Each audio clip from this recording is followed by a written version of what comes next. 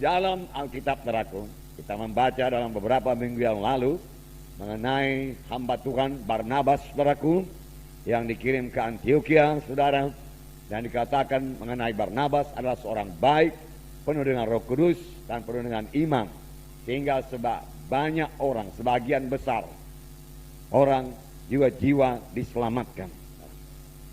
Perbuatan baik selalu membawa jiwa-jiwa kepada keselamatan, saudara.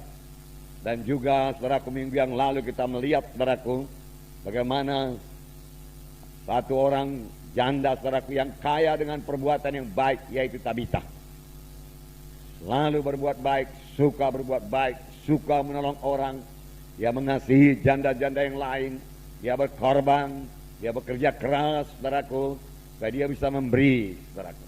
Dia rupanya suka memberi, suka berkorban, saudaraku. Itu perbuatan yang baik. Dia suka berkorban, suka memberi.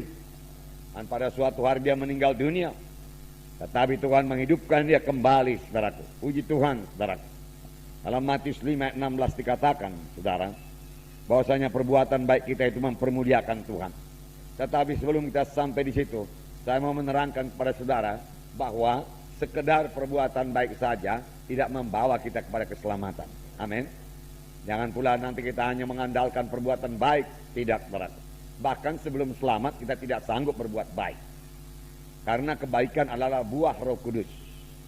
Tuhan Yesus berkata, hanya seorang yang baik, yaitu Allah, saudara. Begitu dalamnya arti kebaikan kepada Tuhan Yesus, saudara.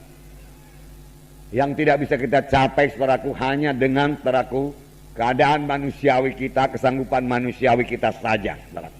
Kita perlu Roh Kudus memenuhkan kita, menguasai kita, dan kita bersandar kepada Roh Kudus, supaya Roh Kudus memberikan buah Roh, yaitu kebaikan di dalam hidup kita, saudara. Nah, dalam Matius 5:16 dikatakan, saudara, Matius 5:16, demikianlah hendaknya terangmu bercahaya di depan orang, supaya mereka melihat perbuatanmu yang baik dan memuliakan Bapamu yang di sorga. Terangmu bercahaya, terang anak-anak Tuhan, saudara. Kita ini, saudaraku, terang Tuhan. Ya, semalam, saudaraku, Tuhan memberikan pengertian bahwasanya kelompok sel itu ada seperti mercusuar yang memancarkan terang. Terang itu ialah kasih.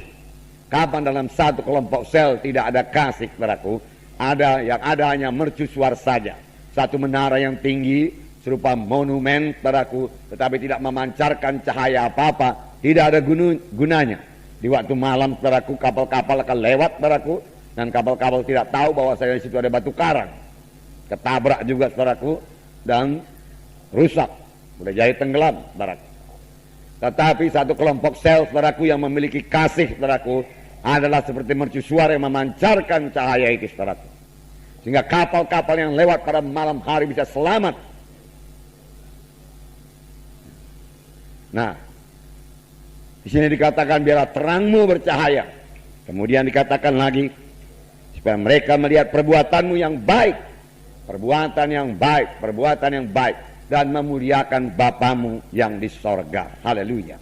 Nah, saudaraku yang kasih dalam nama Yesus, dalam Ibrani 10 ayat 24, kita harus saling mendorong, saling menguatkan untuk berbuat perbuatan baik. Amin, saudara.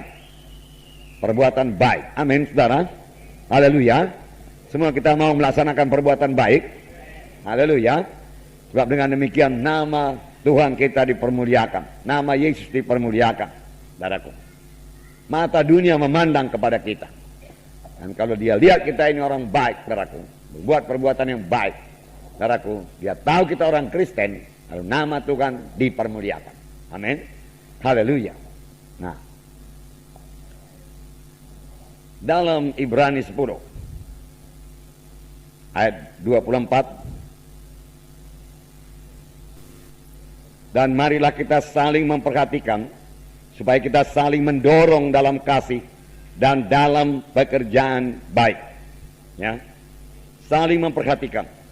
Ya, anak-anak Tuhan juga harus memperhatikan anak Tuhan yang lain, tidak memperhatikan dirinya sendiri saja. Dalam kelompok sel kita memperhatikan jiwa-jiwa dalam kelompok sel kita, jiwa-jiwa mana yang tidak datang. Pada kaum bapa harus tahu Kaum bapak mana yang tidak datang dalam kelompok selnya? Kaum ibu juga demikian. Kaum ibu juga harus mengetahui kaum ibu mana yang tidak datang dalam kelompok selnya. Marilah kita saling memperhatikan.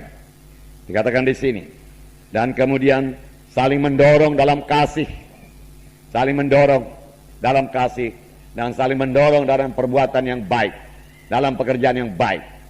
Saling mendorong. Atau boleh juga dikatakan bekerja sama dalam melakukan pekerjaan yang baik. Amin, saudara. Ya. Maukah saudara mengerjakan pekerjaan yang baik? Haleluya. Sudah 2 kali saya tanya. Haleluya. Semua mau, saudaraku? Haleluya. Nah, saudaraku, banyak macamnya perbuatan yang baik. Dalam Matius 25 bisa kita jabarkan itu, saudara. Pada waktu aku lapar, engkau memberi aku makan. Pada waktu engkau haus, engkau memberi aku minum. Pada waktu aku dalam penjara, engkau mengunjungi aku. Pada waktu aku sakit, engkau mengunjungi aku. Ya. Pada waktu aku telanjang, engkau berikan aku pakaian.